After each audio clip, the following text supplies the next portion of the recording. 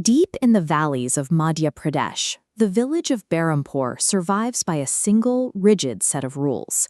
If you are out after dark and hear heavy footsteps accompanied by the chant Bam Bam Bishesh, the local law is simple: hide immediately, and whatever happens, do not look.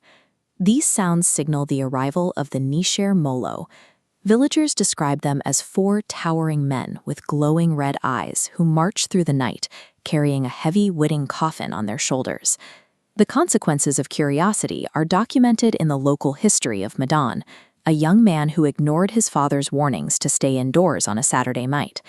Convinced the stories were relics of the past, he ventured into the forest to meet friends. The following morning, Madan was found under a massive banyan tree. He was alive, but he was frozen in a state of unnatural terror, his eyes wide and his mind shattered after looking directly at the coffin bearers. To the people of Berampur, Madan was not a ghost story, but a warning. His fate forced the village into a state of total submission to the dark, keeping them inside their homes for centuries once the sun set. Centuries later, in a sterile laboratory in Delhi, a researcher named Meghna lives a life governed by empirical facts. She treats the supernatural as a subject for study, not a source of fear. But her professional logic is being tested by a recurring nightmare. In her sleep, she is pursued by a massive bird of prey through a forest choked with an unnatural, heavy fog. Every dream ends with her standing before a specific ancient tree that drips a thick, glowing green liquid from its bark. The nightmare shifts from a psychological issue to a research lead when her colleague Ishita finds an identical illustration of a bleeding tree in an ancient text. The book identifies the substance as the Mrityunjay Amrit, the legendary elixir of immortality. The text provides the missing geographical link, explicitly naming Berampur as the site of the tree. Meghna's subconscious had provided the imagery, but the manuscript provided the map, leading the two researchers directly toward the village. Meghna and Ishita arrive at the gates of Berampur, stepping off the bus and into a village that has remained largely unchanged for 400 years. At the moment they enter, the weather shifts. The temperature drops 20 degrees, and the sunlight is cut off by a sudden wall of black storm clouds that triggers a severe dust storm.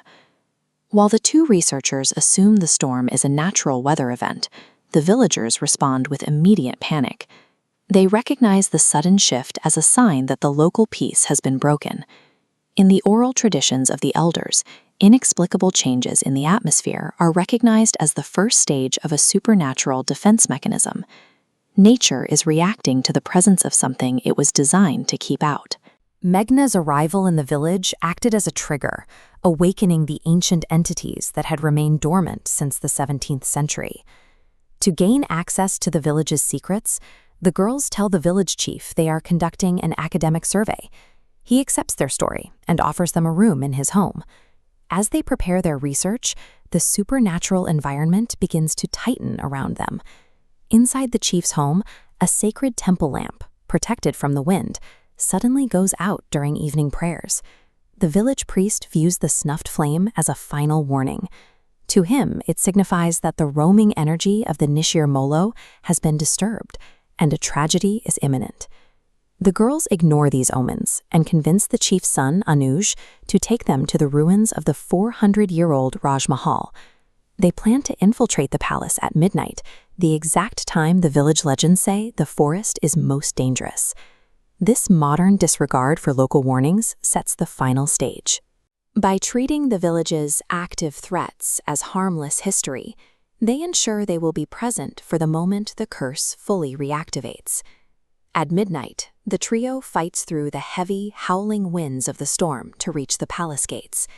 The atmosphere is thick, and the air feels unnaturally cold as they approach the stone walls. They find a jammed window and force their way inside. They drop into a dark, airless corridor that has been sealed off from the world for centuries. The silence of the ruins is broken by the sound of heavy boots pacing the floors above them. Despite the palace being empty, the rhythm of the footsteps suggests someone or something is patrolling the building. As Meghna examines the interior, the physical reality aligns perfectly with the sketches from her nightmares. Every hallway and blind corner is exactly where her mind predicted it would be, proving the palace is the true setting of her dreams. The nightmare was not a random vision, but a homing beacon. It has successfully pulled Meghna into the center of the palace ruins at the exact moment the curse is scheduled to reset. Outside, at the edge of the forest, 2 local men are caught in the open as the dreaded chant, "Bam Bam Bash," begins to echo through the trees. The Nishir Molo have returned. 4 towering figures with glowing red eyes emerge from the ground fog, marching with a heavy wooden coffin resting on their shoulders. The entities stop directly in front of the 2 men. As they stand paralyzed, the heavy lid of the ancient coffin begins to creak open, revealing what is inside. A scream of pure agony shatters the night, heard by everyone in the village. It is the sound of the curse claiming its first victims in 4 centuries. The Nishir Molo have returned to their guard. The presence of the researchers has reignited the violence that Berampur spent 400 years trying to escape, and the hunt for the outsiders has only just begun.